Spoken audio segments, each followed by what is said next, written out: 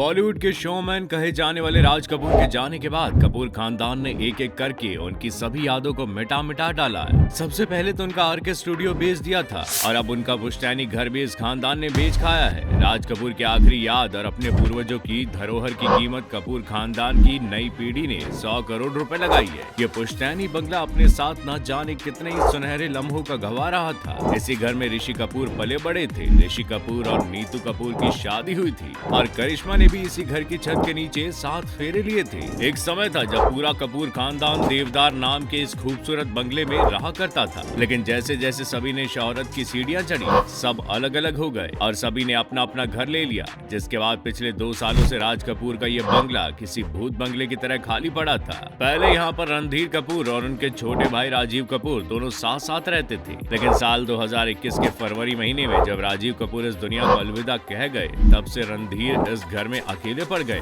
रणधीर और राजीव के बचपन से लेकर बुढ़ापे तक की न जाने कितनी यादें इस घर में बसी हुई थी, लेकिन राजीव के जाने के बाद भाई के गम में डूबे रणधीर को ये घर रास नहीं आ रहा था। रणधीर कपूर को ये घर अकेले काटने को दौड़ रहा था, इसलिए उन्होंने इस घर को हमेशा के लिए छोड़ दिया था। जिसके बाद वो हमेशा के लिए अपनी पत्नी बबीता के साथ बांद्रा इलाके में रहने चले गए थे। इनके जाने के बाद देवनार बंगला बिल्कुल वीरान हो गया था। मीडिया रिपोर्ट्स के अकॉर्डिंग कपूर खानदान पिछले 1 साल से इस बंगले को बेचने की कोशिश में लगा था, लेकिन बंगले का अच्छा प्राइस और खरीदार ना मिलने की वजह से ये अभी तक बचा हुआ था और अब जब इस बंगले का खरीदार मिल गया है तब इसे बेच दिया गया। राज कपूर के इस बंगले को गोदरेज प्रॉपर्टी लिमिटेड ने खरीदा है और कहा जा रहा है कि गोदरेज प्रॉपर्टी लिमिटेड और कपूर खानदान के बीच इस बंगले का सौदा 100 करोड़ में हुआ है। राज कपूर का ये आलिशान बंगला पूरे 1 एकड़ में फैली हुई प्रॉपर्टी है, जहाँ अब गोदरेज कंपनी 500 करोड़ का लग्जरी अपार्टमेंट बनाएगी।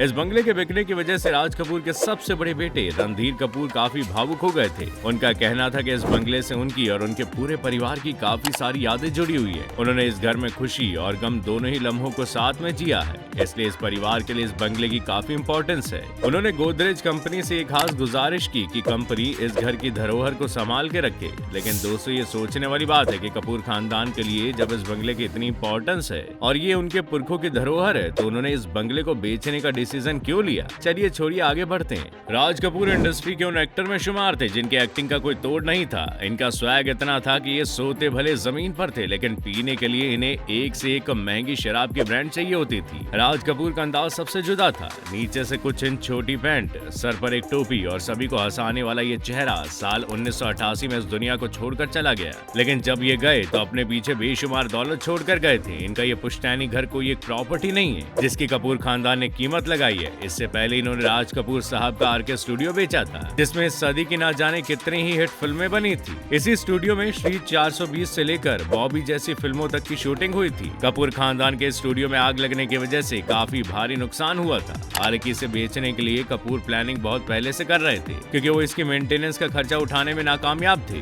2.2 एकड़ में फैले राज कपूर के स्टूडियो को भी गोदरेज कंपनी ने साल 2019 में अपने नाम कर लिया था। इस आइकॉनिक प्रॉपर्टी को गोदरेज कंपनी ने करीब 500 करोड़ में खरीदा था। इस स्टूडियो पर और देवनार बंगले पर राज कपूर के 5 बच्चों का मालिकाना हक रहा है। घर बिकने से जो भी रुपए आएंगे उसे सभी में बराबर बांटा जाएगा। राज कपूर ने देवनार बंगला साल 1946 में खरीदा था। इसी घर में राज कपूर अपनी पत्नी कृष्णा राज और 5 बच्चों के साथ रहा करते थे। उन्होंने अपने 5 बच्चों की शादी भी इसी घर में की थी और 2003 में करिश्मा कपूर और संजय कपूर की शादी भी इसी बंगले में धूमधाम से हुई थी। इस बंगले में कपूर खानदान के लोग पिछले 50 सालों से भी ज्यादा समय से रहते आ रहे हैं। देखा जाए तो ये बंगला तकरीबन 70 साल पुराना है, लेकिन अब राज कपूर का ये बंगला कुछ दिनों बाद तोड़ दिया जाएगा और अतीत का हिस्सा बन जाएगा। फिर एक धरोहर की जगह यहाँ एक लंबी सी कई मंजिला बिल्डिंग बन जाएगी। राज कपूर अपने दौर के बादशाह थे। वो एम्बेसडर गाड़ियों के इतने शौकीन थे कि जब उनकी हैसियत भी नहीं थी एम्बेसडर गाड़ी खरीदने की, उन्होंने अपनी जिद पर उसे खरीदा